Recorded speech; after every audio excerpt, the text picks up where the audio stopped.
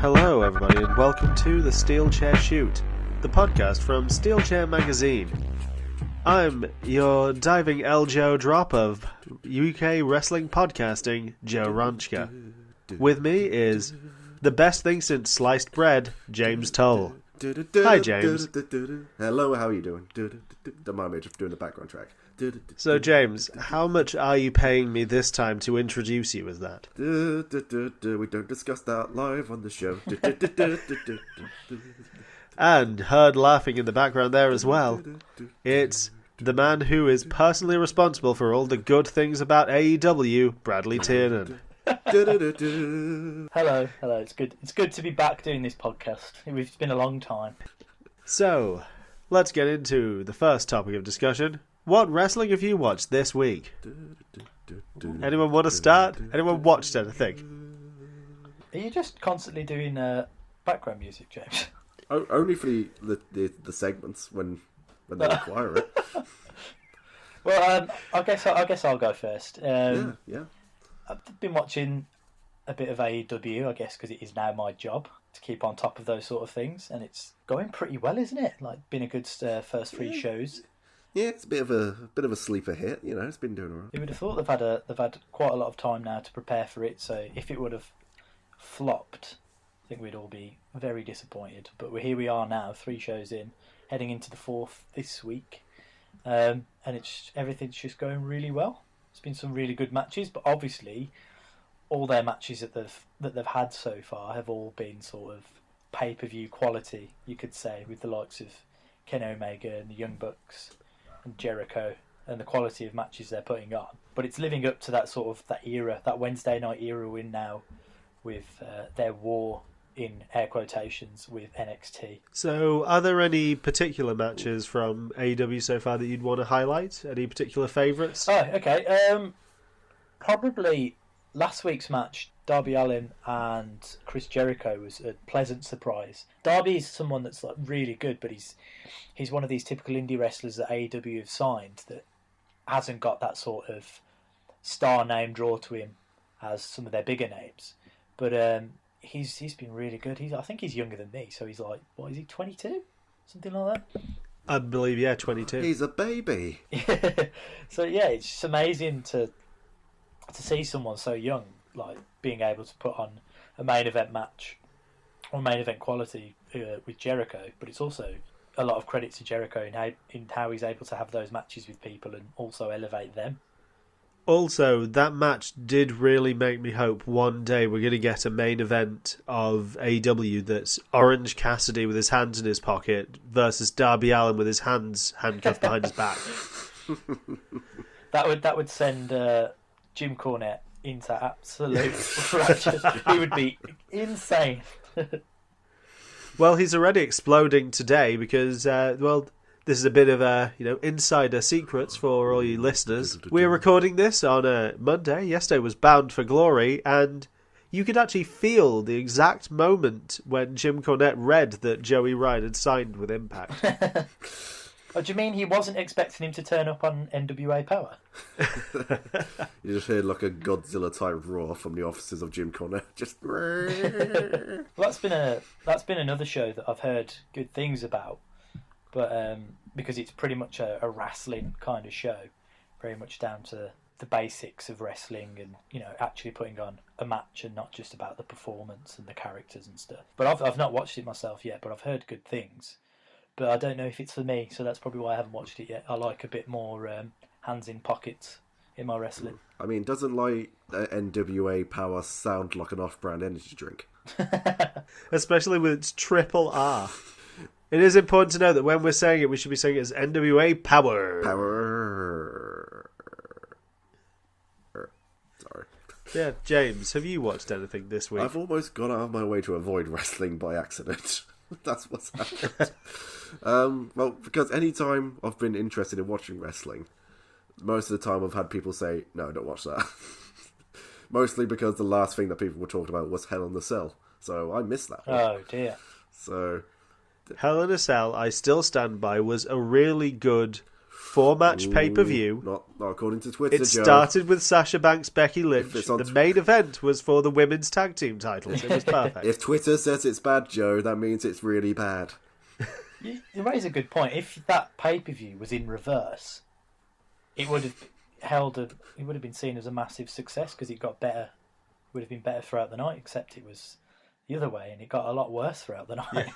If they put the pre-show as the main event, it's just Booker T talking to on the chat show. That's the main event.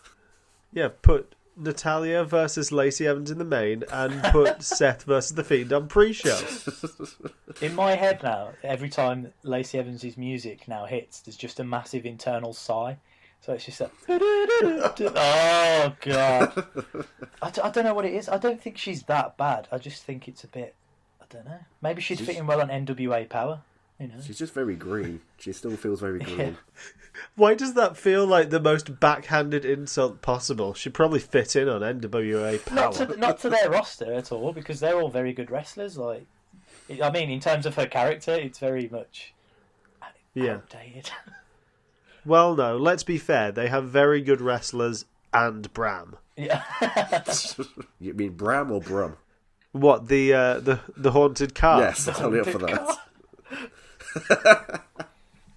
It wasn't haunted. We all know Bram was haunted. It's haunted. Don't deny it. It's haunted by the ghost of Casper. He just invaded a car. That's why he was such a friendly car. And he had the best theme song of all time, which, if I could change my gimmick, I'll probably change it to the Brum theme. Despite being from Birmingham, I've never actually seen Brum in person, unfortunately. Well, I'm not from Birmingham. I live near Birmingham. But, you know. Oh, is it because he's from Birmingham? Is that why he's called Brum? I have to say Birmingham for ease of reference for people that have never heard of West Bromwich, unfortunately. I'm just saying, I thought that might have just blew my mind if that had been, that's why he's called Brum. Not because he's a car, but because he's from Birmingham. No, yeah. Did you not know that? Is that actually a revelation you're just discovering? It was always a play on words because both cars go brum brum and he's from Brum. Yeah, but I knew it was because he was a car, but I didn't know it's because he's based in actually Birmingham. It's set in Birmingham. Does that mean we can technically get a Brum and Peaky Blinders crossover? Yeah, did you not see the last episode of it where Brum gets gunned down by Thomas Shelby? To the tune of Red Right Hand. Well, this derailed very quickly. You mentioned before, of course, James, the way to have a gimmick change, it would be involving the Brum theme. And with that in mind, your current gimmick, got any fun stories for us from the Indies? Oh, yeah, I've got a couple interesting stuff that happened recently. So, my last match that I had was for Win Wrestling, and it was a Falls Count Anywhere match. And we had some interesting spots in that match, mostly involving weapons and the people around as well. So, some of you may have noticed just from whenever I post on my Facebook or my Instagram that one of the highlights I put up was myself getting yeeted into a bunch of audience chairs. And that is the technical amateur wrestling move name for it, is it not? Yep. The yeet. Yep, the yeet. If you give it a year, Jim Cornette will be saying it on commentary. Has yeeted been sort of popularised by Chris Brooks? Or is there's probably other people that have popularised it, right? But certainly someone I know that's used it a lot. It may have been, but I'm taking the role I of the can't yeet. guarantee that he's popularised it himself, but certainly within wrestling terms, I would imagine he's one of the main... Oh, that's what I mean. Within wrestling, I don't mean he coined the phrase. I'm very aware it comes from Vine, or it's a very old term. Yeah. Now. Hey, did you know that Marco Stunt invented flossing? And another main thing that happened on the last show was that before I could hit my opponent in the nuts for a low blow, he blocked it, threw my hand away, and then I got clobbered in the head with a baking tray. And the best part about it was that didn't hurt either. The chairs didn't hurt, neither did the baking tray. I thought the chairs would have hurt. I've seen the video of that, and it doesn't look particularly enjoyable. No, I mean, it was fun. Is this going to be your new gimmick? Just entering to the Open Mike Eagle song "No Selling"? I mean, this is basically my application for Great British Bake Off. If you haven't noticed, clearly, I'm dedicated to the role of cooking. That will take any cooking implement and take it in the head. A chair's a cooking implement now. I mean, you have to sit somewhere where you want for it to bake. You can't just stand around. I would just love to watch it if you were on there and it's like, I came first in the technical. Not because yours was any good, but because you suplexed everyone else out of the tent. You bloody German Noel Fielding into a bunch of crockery. Not cockery, what the hell? And Sandy Toxfingers had to be taken to a nearby medical facility after James Toll hit Emerald Flosion on her.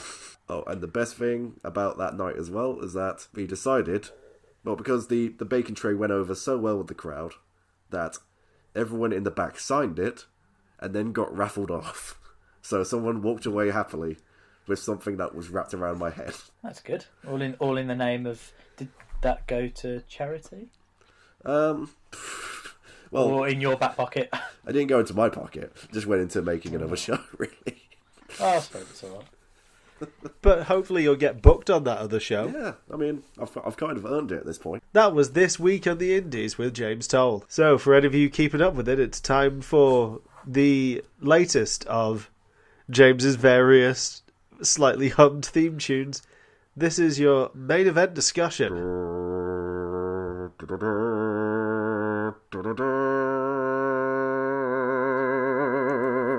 So here's where we're going to discuss some of the big shows that are coming up over the major companies, and also look at what matches are on the cards and if we can think about a way to do it better. The answer is no, we probably can't, but whatever. I don't know what you're talking about. I am clearly the head booker for AEW these days, and that's why it's going so swimmingly. Exactly. So the show we're going to be talking about for the main focus of this is Crown Jewel. Yes, that's right, it's the WWE returning to Saudi Arabia, a place with definitely no controversial elements whatsoever. It's not blood money. Our main event for the show is already apparently booked as Seth Rollins versus The Fiend in a Falls Count Anywhere, cannot be stopped for any reason Universal Championship match, where we definitely won't have any issues if The Fiend enters holding a lantern of a decapitated head. It's going to be a fun show.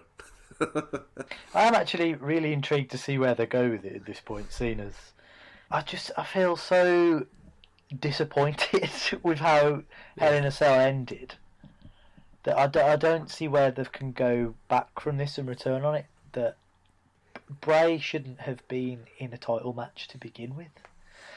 Well, the way they've solved this is to put him in a match where, instead of a confusing ending with a ref stoppage in Hell in a Cell, now the match cannot be stopped for any reason. And it's Falls Count Anywhere, so logically speaking, these two will fight forever. The concept is of The Fiend is already insane. Why not just say, oh yeah, Hell in a Cell was just a dream, it was a figment of your imagination, retcon it, and then just be like, okay, so we're going to just start again. That never happened. Massive sledgehammers are allowed. Imagine if they literally just said on the Raw afterwards, and how about that main event where Seth Rollins beat Ryback in Hell in a Cell? A one-night return for Ryback where we all saw Seth Rollins beat him in a hellacious 8-minute match. So let's discuss some of the other actual matches on the card before we continue. We've got the big showdown of the Big Show's coming Brock back. Lesnar. I don't know if the Big Show's coming back. I think he's still off filming the Big Show for Netflix. Oh. I missed the Big Show. But we've got Braun Strowman versus Tyson Fury. Big Show Mark II. Okay. Versus, not Holyfield Mark II, what's his name? Mayweather Mark II. At least this time they're of the same height that they've gone for a wrestler versus boxer match. I'm actually most intrigued about this match just because I don't think Tyson Fury is going to be able to wrestle. So some sort of shenanigans are going to have to go on, or it's going to be some sort of pulled punches kind of match. I don't know if you saw there's a clip of Fury when they had they were separating them by loads of security, and Fury was pulling his punches, and they were selling it, and these punches were landing absolutely nowhere near them. Must have been like a good foot away from their heads. Well, that is the thing. The sheer strength of Tyson Fury is such that he's actually able to create an impact in the air, and this forces wind forward at people. Oh, that makes a lot of sense. I don't know if you know, he's actually the last airbender. Well, I mean, I get why everyone's mad, but do you really want to be the guy that no-sells Tyson Fury? Yeah. That's what I mean. It's interesting in a world that we've got these matches, and I'm sure we'll talk about Lesnar and Velasquez as well. It's just how are these legitimate sort of fighters going to want to put another person over? Because I don't think they will do, because they're legitimate. Well, the Velasquez instance is quite different, because for anyone who watched his single match at AAA about a month or two ago, he can actually wrestle. Yeah. He's obviously coming from mixed martial arts. That's closer to amateur wrestling than boxing is. But also, he was flying around the ring. He did a couple of Hurricane Ranas. I was quite happy seeing Lucha Kane. It was wild. He's clearly more agile than Brock, so we might get it might be a good match then in that sense. But I just, in terms of how it's going to end and who's going to win, your guess is as good as mine. Is it for the Universal Championship? For the WWE Championship, I think it is, yes. How has Velasquez earned that right? No one's talking about that. He's just turned up and he's been like, oh yeah, I'm a big draw, so yeah, I'm just going to be in this title picture now. I know Ray's injured, but that's Dominic's place. He's taking Dominic's place, man. It's because he looks like Rey Mysterio's big brother, so he needs to back him up. Velasquez knocked out Brock in the first round when they last faced each other in UFC. But that's not in the WWE. But at the same time, that wouldn't work if you were just like, hey, lads, I played against LeBron James at Smash Brothers and I beat him. So now I'm gonna challenge him to see who's best at basketball. I heard LeBron James is very beatable at Smash Bros. I think he plays as the ice climbers. It's a poor decision. The only other two matches on the card we have are the yearly showcase for Saudi Arabian wrestler Mansoor as he takes on Cesaro. Oh, I didn't know that was on the card. Interesting. Apparently it is. And also the tag team turmoil match. As we see any two of the three members of the New Day take on the Viking Raiders, Heavy Machinery. Any two of three members of Lucha House Party, Ryder and Hawkins, The Revival. Any two out of three members of the OC, Rude and Dolph, and the B-Team, to determine the World Cup of Tag Team Wrestling. It's such a cop-out tournament. A turmoil match is absolute bollocks. Like, it's such a poor concept. Plus, they had the World Cup to determine the best in the world. And why couldn't they have the same thing for the tag teams? Like, have a tag team World Cup? Oh, no, wait, that's because another good company are doing a bracketed tournament and we don't look like we're copying them. But it's just a desperate attempt to try and make their own tag team division look like the best in the world, when clearly it's not, because we're seeing brilliant tag team wrestling in AEW at the moment. And the thing is, there are a lot of good tag teams within the WWE. There's the New Day, absolutely, yeah. Viking Raiders are spectacular. Lucha House Party have had some magnificent tag matches over on 205 Live, soon to be RIP. Gran Metalik is a fantastic wrestler, and I wish he would get more airtime. Yeah. But yeah, they have got great tag teams in WWE. It's just a matter of how they've been booked and they've not been able to get a good showcase in. Within the last couple of weeks on WWE, they've been doing that sort of multi-man tag matches, which has been quite entertaining actually. But it seems a little sort of too little too late for them, because they've had these tag teams at their disposal for ages. This is the Team Hogan versus Team Flair. Oh, of course, I forgot about Team Hogan, Team Flair. How could you forget? A match that is not taking place in Lethal Lockdown, and don't let anyone tell you it is. Seth got pulled from that, didn't he, I think? Yeah. Because he was supposed to be team captain for Hogan. That's another one I don't care about too much. You know the way that they always refer to the Raw after Mania as being Bizarro World, where faces can be booed and heels can be cheered? Yes. Can we see that Saudi Arabia is therefore bizarro world where WWE can convince us that Hulk Hogan is the leader of the face team and that Ricochet and Ali are happy to be on the same team as Hulk Hogan? I think the Saudi Arabia shows are basically bizarro world in the sense that it's WWF fans from the 80s that think Yokozuna's still alive. So I can actually say with this in mind, there were 2 different matches from my terrible fan booking that we'll get to in a second. I had to cancel because I forgot that people had died. Are you Sheikh Mansour? I might be. Apparently I'd forgotten both Big Van Vader and Grandmaster Sexy last year. Oh dear. R.I.P. both of them. Huge losses. But so, as I'm willing to be generous with this, James, would you like to present us with your card for Crown Jewel first? Okay, so pre-show. We want to get something amazing out on the pre-show, so we're just going to open it with all this lovely promotion for Saudi Arabia, and then just heavily censor anything that may or may not be controversial, and try just not have any women on there, just to be safe, don't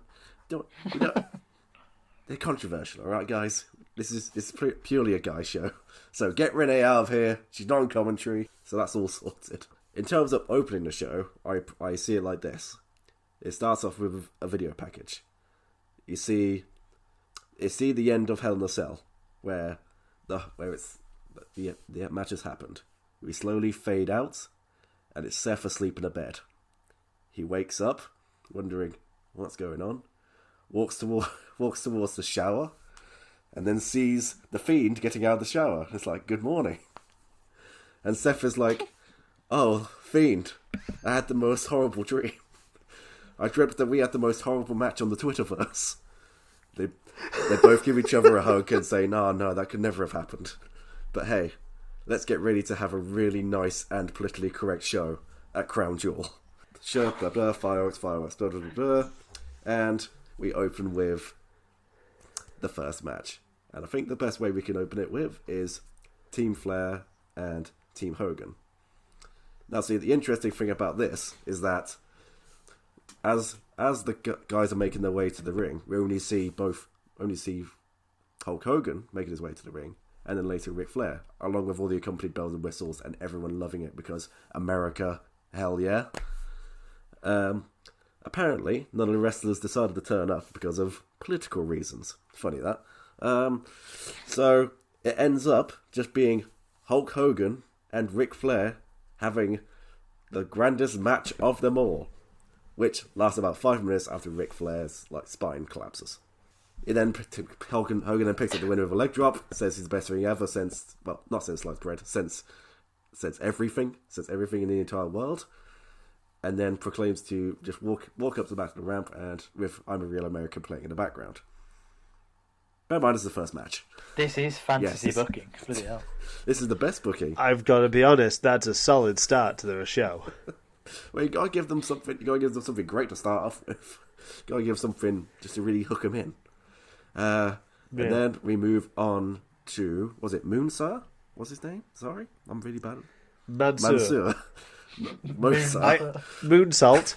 All right, so first of all, they change his name on the Titantron itself. Now it says Moonsalt. And let me guess, he finishes the match with a shooting star press. Funny enough, yeah. So they get into the match. They have a really, really good technical matchup, on pure skill. But then what happens is Cesaro gets ready to do his Cesaro swing, and then prepares to do the world's longest Cesaro swing, to the point where it's so impressive that he actually starts to take flight. They start swirling up until they are up above the arena. Since they can't figure out a way to land, the match is ended in a no contest. Can I make one slight punch up to this? I know that obviously my card is yet to come. Let's go for it. But just before he takes flight, can Cesaro pause mid-swing, look to hard camera and say, I must return to my home planet now? Then swings off, and then it just cuts to a card saying Cesaro and Mansoor died on the way back to his home planet. And then you've got I've got something to add to that because you've got to have Jerry Lawler on commentary. He loves this. He loves this sort of show. It's his kind of crap. You know what he's going to say. He's just like, Saudi Arabia is Bizarro World, but now we're going to enter Cesaro World. Oh no! Without any hint of irony in his voice because it's Jerry Lawler. Oh, that hurts. How accurate it is. God, Bradley, you've killed me. Oh God. Oh, what's next? Oh, the tag team turmoil. That's next on the thing. To be honest, the tag team turmoil one was one that kind of slipped my mind, so I shall probably improvise this one as we go. Everyone comes into the ring to do their thing. Bell rings. Everyone starts flying at each other. Not literally like Cesaro and Moonsault, but still. So it's going, and then we end with the last team standing, and that team will be the New Day. The New Day win. They pick up the win. They raise their championships in glory, and this is pretty much turned into what I actually want to happen now at this point. So, as we said before, it's now the WWF in the 80s. So, of course, holograms of the Von Erichs appear at the start of the apron. They come down, but they're only based on the 2K model, so they do look a bit weird. And then the New Day proceed to sell to some holograms.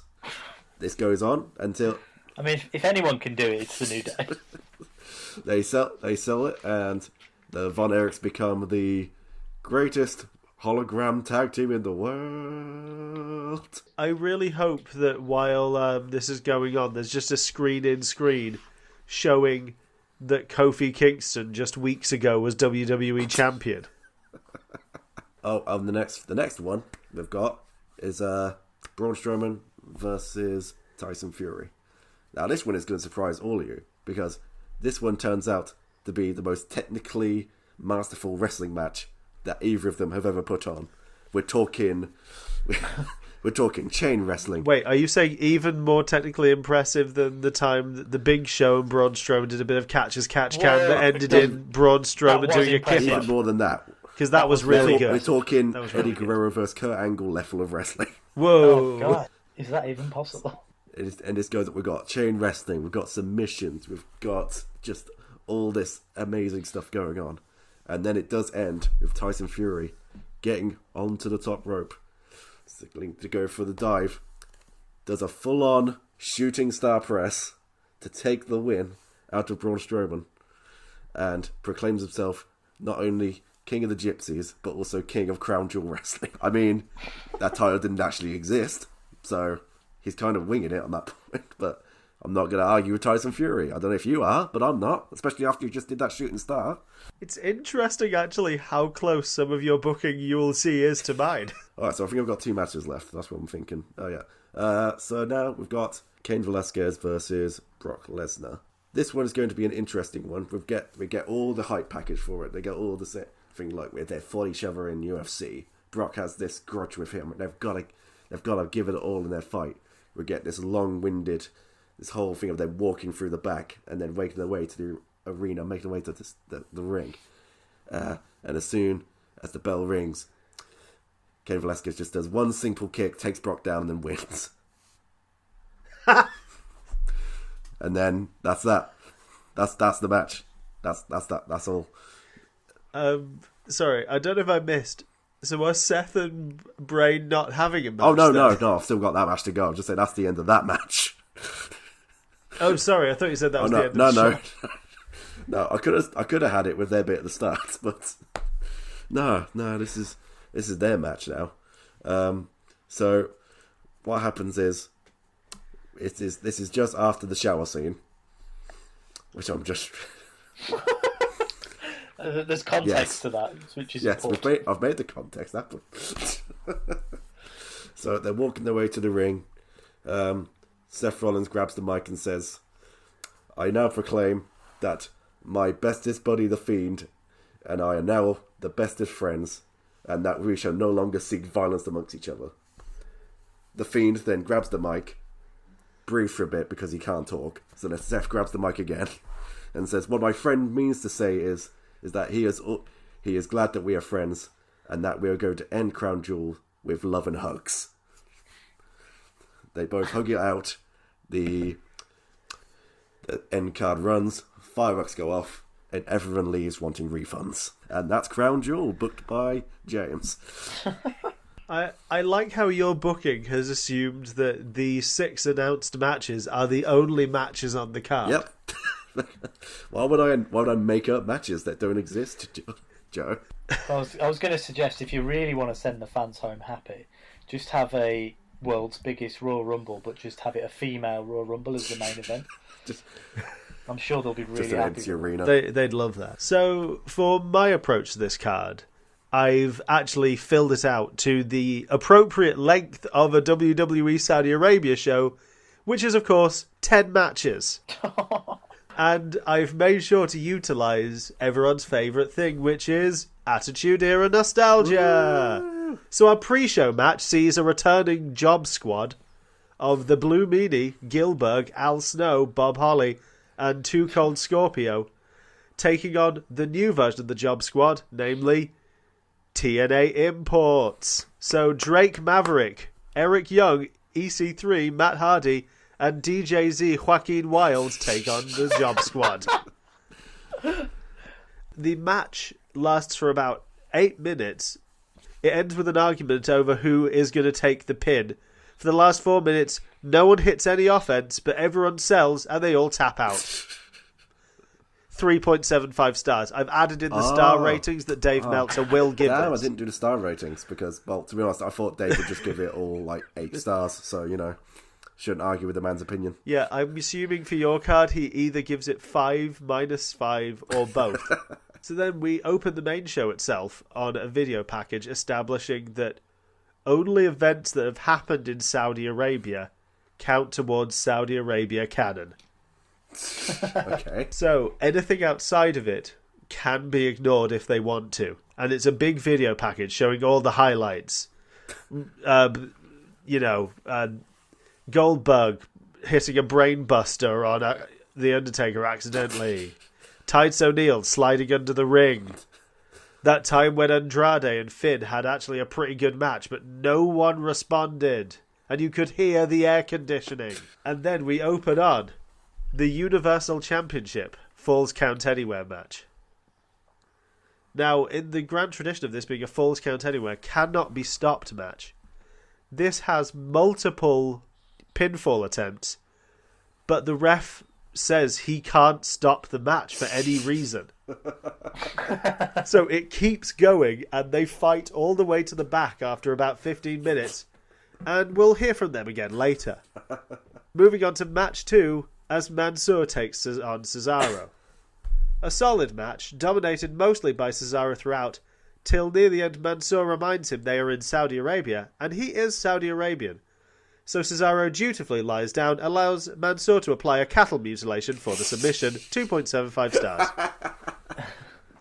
Next match is a battle royal for the WWE 24/7 Championship. Okay. It's Akira Tozawa, Apollo Crews, Buddy Murphy, Cedric Alexandra. Moving on, Drew Gulak, Heath Slater, The Miz, Mojo Rawley, No Way Jose, Shelton Benjamin, Titus O'Neil, and R-Truth. This is important because this is just everyone else who I hadn't got onto the card in other matches. Santina Morella. A ladder. He and Cedric Alexandria are both going to go for the Women's Tag Team Championship. Oh, they are. So it's important to note that in this match, R-Truth is the first man eliminated. So everyone's like, my God, whatever happens, we're getting a new champion tonight. And then it proceeds to be that Akira Tozawa, who eliminated R-Truth, who was eliminated by Apollo Crews, who was eliminated by Buddy Murphy, everyone gets an elimination. So they're all like, well, hey, at least we've had a title reign. So it comes down to the very last 2 people are Titus O'Neil and Shelton Benjamin. Mm-hmm. And Titus manages to get Shelton over the top ropes. And he's cheering because, he's won back the WWE 24/7 title that he was the first man to hold. Then R-Truth points out to him that he can only lose the title via pinfall, and that the Battle Royal, that over the top rope didn't count as a victory. Titus O'Neil decides that this is BS and he wants a title shot. And he wants to go for the title that's eluded him since he slid under the ring, the greatest Royal Rumble Championship. So out comes Vince McMahon and declares that the main event will be a triple threat match for the greatest Royal Rumble Championship between Braun Strowman, Tyson Fury and Titus O'Neil. 4.25 stars for the match. Wow. Meltzer's getting generous. I mean, if I'd have known that we were going to have if I'd have thought ahead and put a battle royal in there and then have Titus win, I would have definitely had a bit where he slowly pulled under the ring, like Drag Me to Hell style. As like, you can never escape your fate, Titus. This is where you belong. And everyone's just like, well, I guess Titus is gone now, so let's move on to the next thing. Also, at one point during this battle royal, someone tries to go under the ring, and underneath there is, topically, a Swoggle in clown makeup, just saying you'll float too. Very topical. So from there, because this is apparently how I book things, we move on to the tag team turmoil, because we're putting all our multi-man matches in the middle. Now, I decided that the problem with this match was that it wasn't disorganised enough. So I've added on, as well as the New Day, Viking Raiders, Heavy Machinery, Lucha House Party, Ryder and Hawkins, The Revival, The OC, Rudolph, the B-Team. Also, in this match are The Ascension, The Authors of Pain, The Usos, The Colons, Harper and Rowan, and Juice and Domino. Wow, you've even thought ahead to get people that aren't even here anymore. Exactly. That's just what they like over there. So, of course, the winners of this are the only team that the both members are on separate brands, Harper and Rowan. Dun, dun, Double dun. choke slam on Rudolph in 4 minutes 32, 2 stars. Only 2 stars for that one. Yeah. Like... Well, it's because it's overshadowed by partway through the match. There's a bit of dispute where it's not clear which 2 members of the New Day, Lucha House Party and the OC are legal. And this leads to a little bit of arguing. And our next match, a United States Championship match of AJ Styles, Kofi Kingston and Kalisto. Okay. See your logic. Yeah, which ends in 3 minutes 36 after Styles pulls off Kalisto's mask, revealing the entire time he's been Carl Anderson, who lies down and lets Styles pin him. 3.5 stars. It's a big twist. Why didn't we see it this whole time? I mean, have you ever seen Kalisto have a match with Carl Anderson? I haven't. I bet it gets 0 reaction from the Saudi crowd because they don't know who Carl Anderson is. Even though they've just seen him in the previous match, they don't care. They barely even know who Kalisto is. They're all sat there on their Bald massive man. Is that Carl chairs. Gotch? I mean, to be fair, they do have nice chairs. I will give them that. I will give Saudi Arabia that. They have nice chairs. They look so disinterested as well. Well, To be fair, they do have lovely that's chairs. it. That's the problem. The chairs kind of swivel, so they can just literally just turn around and just not look at the ring like, oh, what have we got to drink? Oh, is this wrestling going on? Okay, since I paid for the seat, might as well watch it. Say what you want about the Saudis, but they've got nice Exactly. chairs. That's my. You could quote me on that. So, of course, after this, we move on to main event run of 4 matches with the WWE Championship match between Brock Lesnar and Cain Velasquez. Velasquez wins via forfeit after Lesnar decides actually just not to turn up. To apologise, he sends a basket of tropical fruit to the ring. Velasquez proceeds to sit in the ring and eat papaya in silence for at least 25 minutes. Not rated. Not rated? Oh, come on. Not rated. Dave didn't give it a rating. There's got to be at least a few stars. I mean, if that papaya is notoriously hard to get through. And if you're wondering, once he's finished the papaya, he just leaves the ring in silence as well. No music. It's just utter silence. It turns into that episode of Twin Peaks where it's just sweeping the floor for 10 minutes. Yep. And if you liked that non-finish, you'll love Team Hogan versus Team Flair. Yes.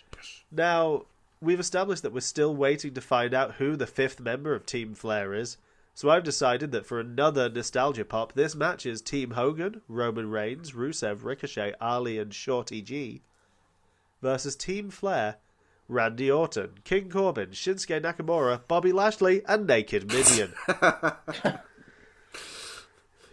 Now, towards the end of the match, Rusev has locked in the accolade on Naked Mideon when The Fiend and Rollins come back, start wrestling around the ring, and then in the confusion, Hogan gets mandible clawed underneath the ring by The Fiend and is never seen again. In real life, he is Shoot never seen again. At this point, Mideon slides out of the accolade because he's so naked and points out that with Hogan dead, and by extension, racism, they have no need to fight. So they all hug it out, and at the top of the ramp, they all kiss openly on the mouth before running for a plane. Okay, so just one question, really. Just Yep. How naked is Naked Mideon at this point in his life? He is completely naked beyond just like they're like a picture of his own dick that's covering his dick.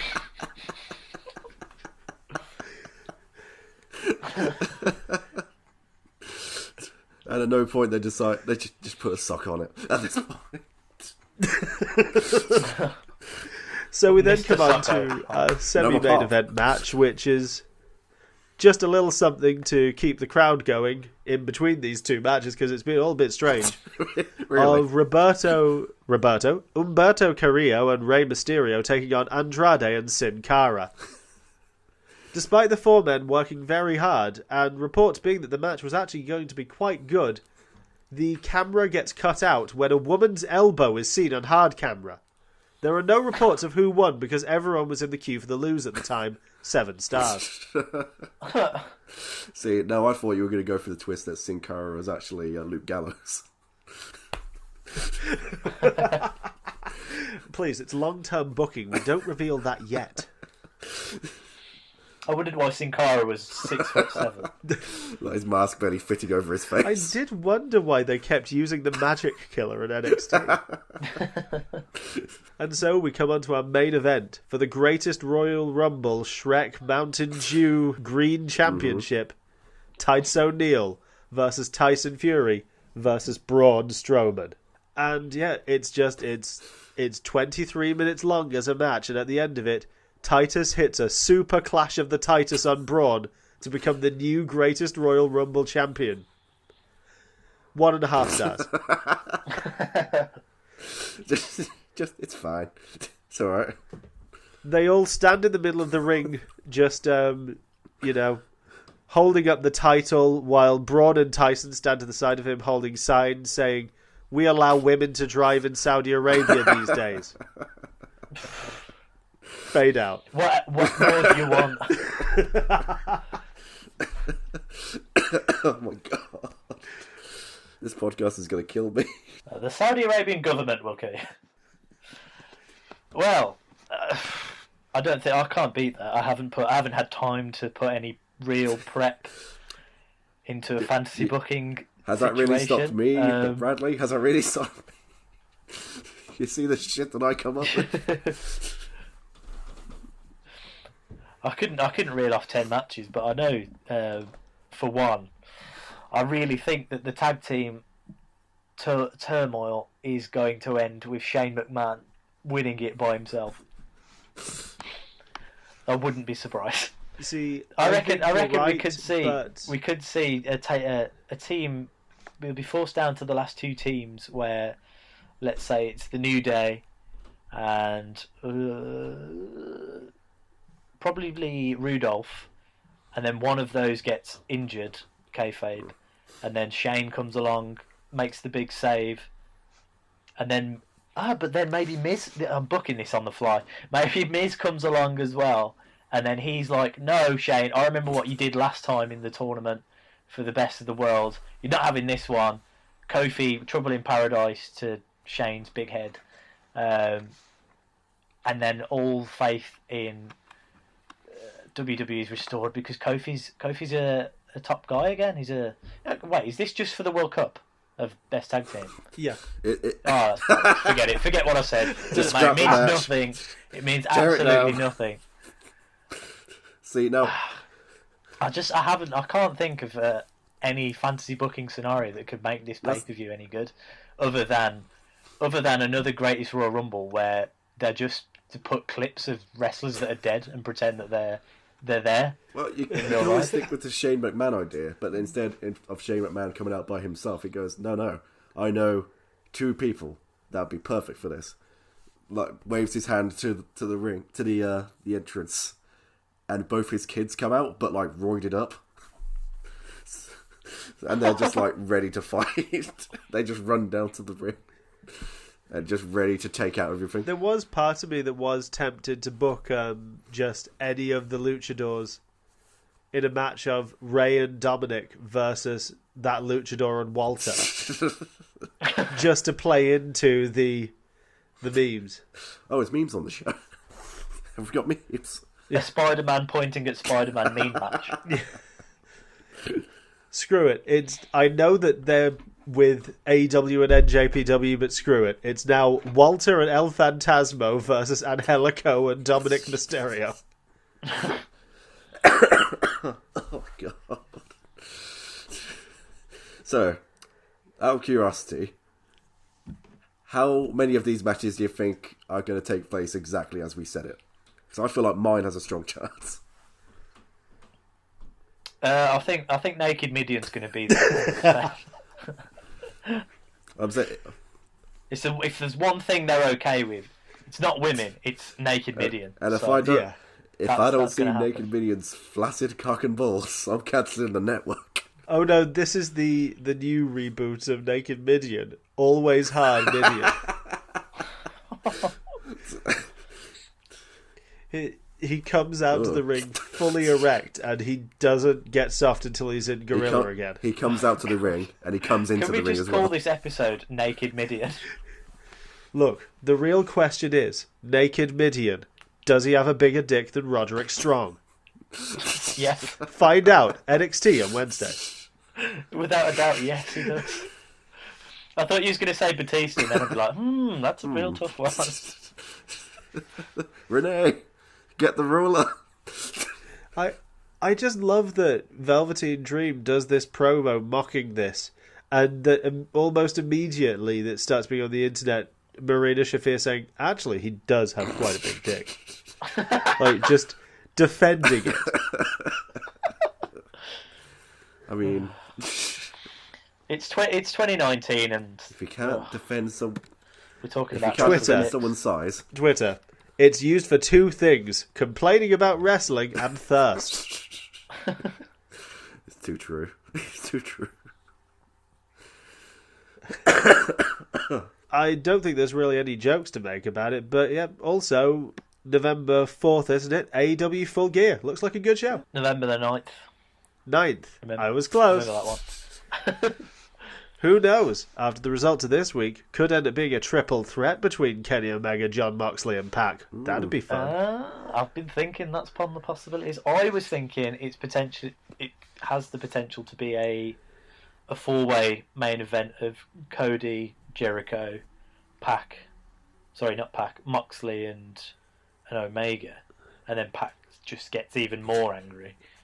I'm not being included.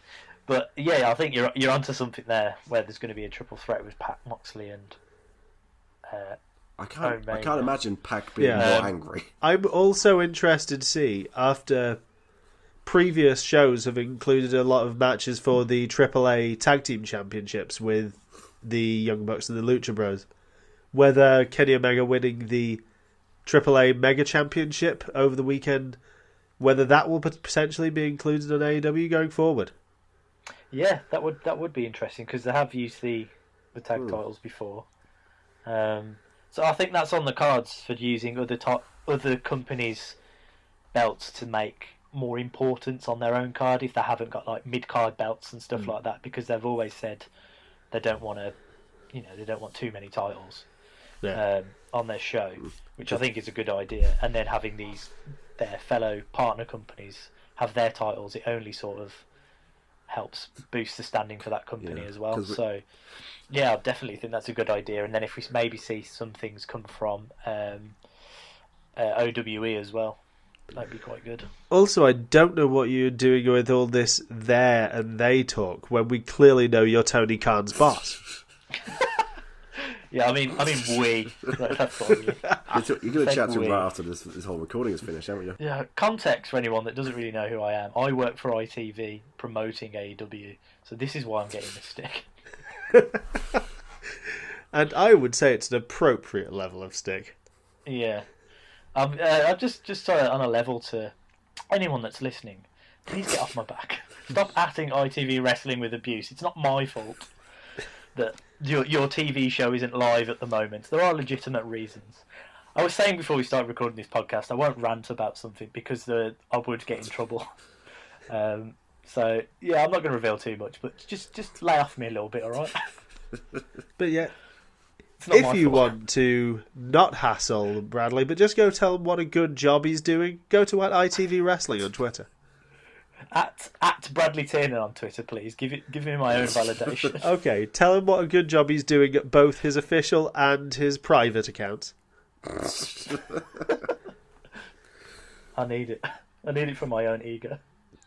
And James, where can we find you? You can find me on my socials with Twitter at JamesRT101, and you can find my wrestling profiles just by looking for Pay the Toll on Twitter and Instagram, and also James/Toll on Facebook. And you can find me at Not Joe Ronchka on my personal account. That's NOTJOERACZKA. And you can also find SteelChair Magazine at SteelChair Mag. Also, feel free to visit our website at www.vulturehound.co.uk to find all the latest news, reviews, and this podcast. And with that, thanks for listening. See you next time. Bye!